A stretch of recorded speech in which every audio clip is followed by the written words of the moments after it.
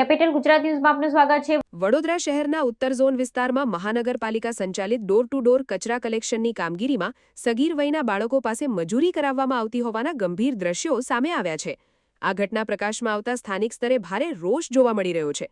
સામાજિક કાર્યકર કમલેશ પરમારે આ મામલે મ્યુનિસિપલ કમિશનરનું ધ્યાન દોરી માનવતાના ધોરણે તાત્કાલિક કડક કાયદાકીય કાર્યવાહી કરવાની રજૂઆત કરી છે।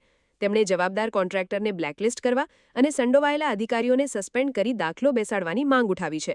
આ ઘટનાની તપાસ દરમિયાન જ્યારે કચરા કલેક્શન વાહનના ડ્રાઈવરની પૂછપરછ કરવામાં આવી ત્યારે ચોંકાવનારી વિગતો બહાર આવી હતી। ડ્રાઈવરના જણાવ્યા અનુસાર આ બાળકોને સુપરવાઇઝર દ્વારા નોકરી પર રાખવામાં આવ્યા છે અને તેમને પગાર પેટે રોકડ રકમ ચૂકવવામાં આવે છે।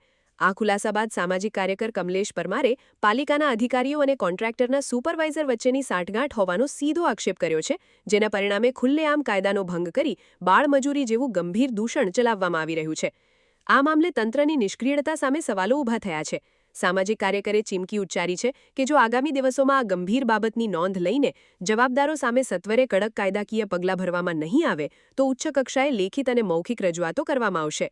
બાળ અધિકારોના સ્પષ્ટ ઉલ્લંઘનના આ કિસ્સામાં હવે વડોદરા મહાનગરપાલિકા કેવા પગલાં લે છે તે જોવું મહત્વપૂર્ણ બની રહેશે। વડોદરા શહેરમાં આવેલ જે ઉત્તર ઝોન વિસ્તારમાં જે ડોર ટુ ડોર કચરા કલેક્શનની ગાડીઓ ચાલી રહી છે, આ ગાડીઓની અંદર બાળ મજૂરી કરવામાં આવી રહી છે। એટલે ક્યાંક ને ક્યાંક વડોદરા શહેર સંસ્કારી નગરીમાં આ લાંછનરૂપ જે કિસ્સો છે એ સામે આવ્યો છે। અને સાથે સાથે તમે જોશો કે વડોદરા શહેરની અંદર દરેક વોર્ડમાં દરેક ઝોનની અંદર તમે ડોર ટુ ડોર કચરા કલેક્શનની ગાડીઓ ચાલતી હશે। નાના નાના ભૂલકાઓ પાસે બાળ મજૂરી કરવામાં આવતી હોય છે। સાથે તમે જોશો કે જે લેન્ડફિલ સાઈડો હોય છે, આ લેન્ડફિલ સાઈડો પર પણ ઘણી જગ્યાઓ પર બાળકો કચરો વીણતા હોય છે। એટલે કહેવાનો મતલબ કે મ્યુનિસિપલ કમિશનર જે જાબાજ કમિશનર છે, આ કમિશનર દરેક વખત કહેતા હોય છે કે તમામ રીતે અમે સજ્જ છે, પરંતુ ખાસ કરીને આ બાળ મજૂરી કરાવવી ખૂબ જ ગંભીર ગુનો બનતો હોય છે।